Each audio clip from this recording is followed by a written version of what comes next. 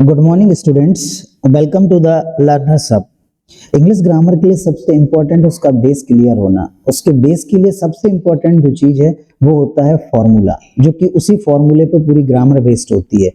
Formula होता है subject plus helping verb plus main verb plus object. आप पूरी ग्रामर देख लीजिए, पूरी ग्रामर इसी पे बेस्ड होती है। प्रॉब्लम ये होती है कि इस ग्रामर ये जो इस फॉर्मूला दिया गया है बेस है, यही क्लियर नहीं होता है। सबसे पहले हम इसको क्लियर कर लें, उसके बाद जो ग्रामर है वो इतनी स्मूथ हो जाएगी कि आपको लगेगा कि इससे जस्ट तो है ही नहीं कुछ। तो सबसे पहले देखा जाए सब्जेक्ट। सब्जेक्ट होते कितने हैं?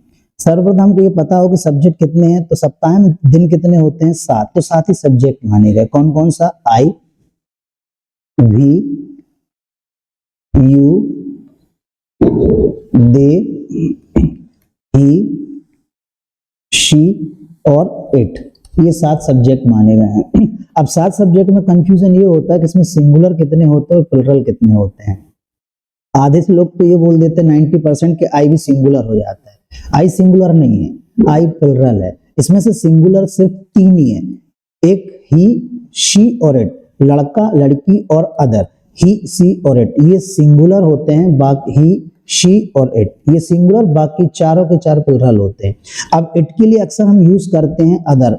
बहुत सारे मोस्ट ऑफ द स्टूडेंट इसको यूज करने लगते हैं कि निर्जीव के लिए प्रयोग किया जाता है। निर्जीव के लिए नहीं, इट का प्रयोग लिविंग और नॉन लिविंग, लिविंग मतलब सजीव और नॉन लिविंग मतलब निर्जीव, इनके लिए, दोनों के लिए प्रयोग होता है। इसीलिए इट जो है वो अदर के लिए यूज किया जाता है। अब सजीव में कहां पर प्रयोग किया जाएगा? तो सजीव का एक कोड बनता है, इसको हम बोलते हैं सीबीआई।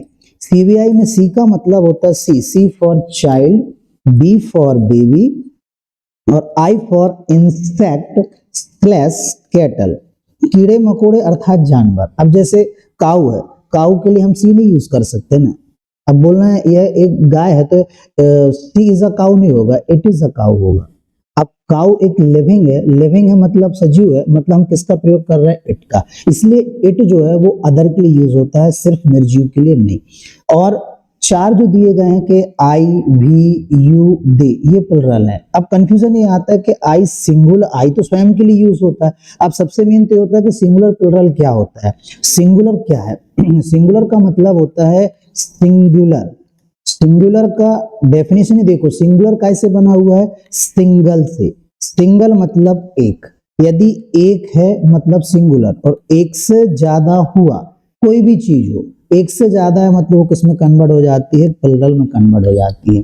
अब हम बात करते हैं कि आई, आई का प्रयोग एक व्यक्ति यूज नहीं करता। यदि कोई लड़की है वो अपना इंट्रोडक्शन देगी तो भी आई ही बोलेगी, आई एम। कोई लड़का इंट्रोडक्शन देगा वो भी यही बोलेगा, आई एम। और किसी बच्चे से इंट्रोडक्शन लिया जाए तो भी बोलेगा आई एम। आई का प्रयोग एक नहीं 3 लोग ने किया, लड़के ने भी किया, लड़की ने भी किया और बच्चे ने भी किया। मतलब आई का प्रयोग यदि एक से ज्यादा लोग करते हैं मतलब वो काय में कन्वर्ट हो जाता है? प्लुरल में कन्वर्ट हो जाता है। इसीलिए I is a plural. 7 subject में 4 प्लुरल होते हैं, आई, वी, यू, दे, ये 4 प्लुरल, और ही, सी, इट सिंगुलर। इट का प्रयोग अदर के लिए, अदर में सजीव और निर्जीव। सजीव का कोड होगा CBI, C for child, B for baby, I for insect slash cattle जानवर, और निर्जीव जो नॉन लिविंग है उसमें तो हो गई। अब बात आती है पर्सन कितने होते हैं। पर्सन होते हैं 3, first person, second person, third person. First person मैं फर्स्ट, सामने जो खड़ा है वो सेकंड और जो नहीं है वो थर्ड। मैं फर्स्ट, मैं मतलब कौन कहलाया? फर्स्ट पर्सन कौन कहलाया? आई और वी। आई और वी फर्स्ट पर्सन हो गए। आई और वी फर्स्ट पर्सन मतलब मैं, और जो सामने बैठा है मतलब यू, वो कहलाया सेकंड पर्सन। और जो नहीं है कौन कौन से बचे? ही, शी, इट और दे, दैट इज थर्ड पर्सन। ये 3 पर्सन होते हैं, first person, second person, third person. ये मैं फर्स्ट, सामने जो बैठा है सेकंड, और जो बचे हुए वो सारे के सारे थर्ड कहलाते हैं। अब बात आती है हेल्पिंग वर्ब। हेल्पिंग वर्ब क्या होती है? अब सबसे मेन तो है कि हेल्पिंग वर्ब, हेल्पिंग वर्ब का हिंदी मीनिंग क्या होता है? सहायक क्रिया। टोटल ग्रामर में हेल्पिंग वर्ब जो होती है वो 24 होती हैं। सिर्फ 24, इससे ज्यादा नहीं होती। अब 24 को भी दो कैटेगरी में कैटेगराइज किया गया, कौन कौन सी? वो होती है 11 और 13। 11 और 13 का रेशियो चलता है। 11 जो होती हैं वो कहलाती हैं ऑक्सिलरी। ऑक्सिलरी का मतलब हिंदी में सहायक ही होता है। हम जो हेल्पिंग वर्ब को सहायक बोल रहे हैं, ऑक्सिलरी का मतलब भी सहायक ही होता है। दोनों सेम है, बस फर्क होता है स्टैंडर्ड का। यदि एक नॉर्मल बात करें तो हेल्पिंग वर्ब बोलते हैं, और एक इंप्रूव करने के लिए उसको हमने ऑक्सिलरी बोल दिया है। 13 क्या कहलाती हैं? 13 जो होती हैं वो कहलाती हैं मॉडल। अब मॉडल की बात आती है तो मॉडल कौन कौन से होते हैं? तो मॉडल होते हैं विल, शैल, कैन, कुड, ये, फिर मे, फिर माइट, फिर उसके बाद आता है शुड, फिर मस्ट, फिर ऑट टू, फिर आएगा उसके बाद नीड, फिर आता है डेयर, फिर आता है यूज्ड टू, और ये यूज्ड टू, और उसके बाद फिर लास्ट जो आता है वो कौन सा कहलाता है? वुड आता है। ऐसे टोटल होती है 13 मॉडल। 11 ऑक्सिलरी होती हैं और 13 मॉडल होती हैं। ऑक्सिलरी में हम किसको इंक्लूड करते हैं? तो ऑक्सिलरी में आता है डज, डू और डिड, इज, आर और एम, वॉज, और इसको पढ़ते हैं वर, ये वर, फिर हैज, हैव और हैड, ये 11 ऑक्सिलरी होती है। अब इनको ऐसे क्यों कैटेगराइज किया गया? क्योंकि ये जो है ये सारी की सारी सिंगुलर होती हैं, ये सारी की सारी प्लुरल होती हैं, और ये ऑल सब्जेक्ट के साथ, इनको ऑल सब्जेक्ट के साथ हम यूज करते हैं। अब यदि हम सब्जेक्ट लेते हैं, मान लीजिए सब्जेक्ट यदि हमने लिया ही, तो ही के साथ कौन कौन सी वर्ब यूज होती है? डज, इज, वॉज और हैज।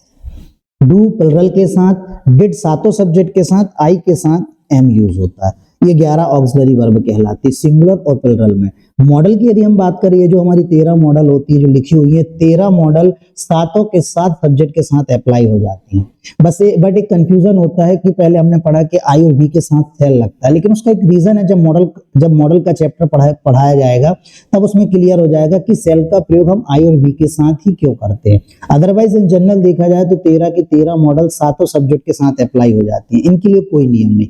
ऑक्सिलरी जो है वो बस सिंगुलर और प्लुरल है कि कौन सी सिंगुलर के साथ और कौन सी प्लुरल के साथ यूज की जाएगी। फिर बात आती है किसमें? Main verb. अब मेन वर्ब किसको कहते हैं? तो मेन वर्ब किसको कहा जाएगा? मेन वर्ब का मतलब होता है मुख्य क्रिया, अर्थात जिस शब्द में ना आ जाए, जिस शब्द में ना आ जाता वो मेन वर्ब कहलाती है। खाना, पीना, लेना, देना, उठना, रोना, धोना, सोना, जगना, बैठना, हंसना, सारे शब्दों में क्या आ रहा है? ना आया मतलब वो मेन वर्ब कहलाएगी। बिल्कुल इजीएस्ट। अब इसको समझने की जरूरत है कि यदि हम बात करते हैं, ये मेन वर्ब हो गई। अब लास्ट क्या बचता है? ऑब्जेक्ट। अब ऑब्जेक्ट कितने होते हैं? ओबियसली जब सब्जेक्ट साथ हैं तो ऑब्जेक्ट भी साथ ही होंगे। जैसे आई सब्जेक्ट हुआ तो आई का जो ऑब्जेक्ट बनेगा, आई का ऑब्जेक्ट क्या बनेगा? मी। यदि हमने आई लिया तो आई का ऑब्जेक्ट बना मी। हमने उसके बाद लिया वी का बनेगा अस। यदि हम लेते हैं यू का ऑब्जेक्ट क्या बनेगा? यू। यदि हम लेते हैं सब्जेक्ट दे का ऑब्जेक्ट क्या बनेगा? देम। यदि हम लेते हैं ही का ऑब्जेक्ट क्या बनेगा? हिम बनेगा। यदि हम लेते हैं सी का ऑब्जेक्ट बनेगा हर, और इट लिया जाए तो इट का ऑब्जेक्ट भी इट ही होता है। 7 सब्जेक्ट 7 ऑब्जेक्ट हो जाते हैं। सिंपल सी बात होती है कि दोस्ती जैसे अक्सर बराबरी में होती है, वैसे यदि फॉर्मूला कहता है कि सब्जेक्ट सिंगुलर तो वर्ब भी सिंगुलर ही आएगी, चाहे वो हेल्पिंग वर्ब हो चाहे मेन वर्ब हो। किसी भी इंग्लिश ग्रामर का कोई भी सेंटेंस लिया जाए उसमें हेल्पिंग वर्ब और मेन वर्ब दो में से कोई एक होना कंपलसरी है। हेल्पिंग वर्ब होगी, आइदर हेल्पिंग वर्ब और मेन वर्ब, दोनों हो जाए हेल्पिंग वर्ब मेन वर्ब तो बहुत अच्छी बात, बाकी एक तो होगी। लेकिन यदि सब्जेक्ट सिंगुलर होगा तो वर्ब भी सिंगुलर ही होगी, चाहे वो हेल्पिंग वर्ब हो चाहे मेन वर्ब, और सब्जेक्ट प्लुरल होगा तो वर्ब भी प्लुरल ही होगी। अब फॉर एग्जांपल के लिए यदि हमने लिया सब्जेक्ट ही, यदि हम ही सब्जेक्ट लेते हैं तो हेल्पिंग वर्ब यदि हमें पता है कौन कौन सी लगेंगी ऑक्सिलरी में, डज, इज, वाज और हैज ही लगेगा। यदि हम प्लुरल वर्ब ले लें यू, तो यू के साथ हमको पता वर्ब कौन सी लगेगी? डू, आर, वर और हैव ही लगेगी, सिंगुलर प्लुरल। लेकिन ये तो ऑक्सिलरी, मॉडल के साथ कुछ भी नहीं है। 13 की 13 मॉडल मैंने बताया, सातों सब्जेक्ट के साथ आप अप्लाई कर सकते हो। मेन वर्ब को कैसे पहचाना जाएगा, सिंगुलर और प्लुरल है। तो सिंपल सी बात है कि आप मेन वर्ब में आप एस लगा दो, S for singular. Main verb में आप एस लगा दो, वो सिंगुलर बन जाएगी। फॉर एग्जांपल के लिए यदि हम इजीएस्ट लेते हैं, मेन वर्ब की पहचान क्या, ना, हमने शब्द लिया यहाँ पर खेलना, शब्द आया खेलना, मेन वर्ब हो गई। इसको इंग्लिश में कहा जाता है प्ले। अब हमने यदि इसमें प्ले में एस लगाया तो ये हो गया प्लेस। तो मेन वर्ब को सिंगुलर बनाना है तो आप एस लगा दीजिए, S for singular. Main verb को सिंगुलर बनाने के लिए आप एस लगा दीजिए। अब बात आती है कि इसका नाउन कैसे बनता है। अक्सर लोग बोल देते हैं जो मैंने सब्जेक्ट बताए 7, लोग बोल देते हैं 8 होते हैं। सब्जेक्ट 7 ही होते हैं, 8वां जो नाम होता है वो नाउन कहलाता है। नाउन का मतलब क्या होता है, सिंपल सी बात है। नाउन का मतलब क्या होता है, नाउन का मतलब ही होता है नाम, सिर्फ नाम, व्यक्ति का नाम, वस्तु का नाम, स्थान का नाम। और जो हम 7 सब्जेक्ट लेते हैं, I, we, you, they, he, she, it, all are pronoun, ये सब प्रोनाउन कहलाते हैं, सर्वनाम जिसको हमने नाम दिया गया है ये। और नाउन का मतलब सिर्फ नाम ही होता है। अब ये नाउन कैसे बनता है, तो मेन वर्ब जो होती है, आप मेन वर्ब में ER लगा दीजिएगा, नाउन बन जाएगा। अब फॉर एग्जांपल जैसे मैंने लिखा मेन वर्ब, जिसमें ना आता है, मेन वर्ब अपन ने कौन सी ले ली, मेन वर्ब अपन ने ली यहाँ पर प्ले। प्ले में यदि हमने ER लगाया तो वो क्या बन जाता है, player. Player is a noun. कोई दूसरी वर्ड यदि हम कोई भी वर्ड लिया जाए, जैसे हमने लिया टेक, टेक का मतलब लेना। अब इसमें यदि हम ER लगा दें तो क्या हो जाता है, टेकर, इसलिए हम बोल जाते हैं केयर टेकर है। किसी भी मेन वर्ब में आप ER लगा दीजिएगा, नाउन बन ही जाएगा 100%। तो नाउन कैसे बना, मेन वर्ब में ER लगा के। मेन वर्ब में S लगा दिया तो सिंगुलर हो जाती है। लेकिन मेन वर्ब और नाउन एक दूसरे के जस्ट अपोजिट होते हैं। मेन वर्ब में S लगा तो वो किस में कन्वर्ट हो जाती है, वो सिंगुलर में कन्वर्ट हो जाती है, सिंपल सी बात। मेन वर्ब में यदि आपने ER लगाया तो वो काय में कन्वर्ट हो जाता है, नाउन बन जाता है।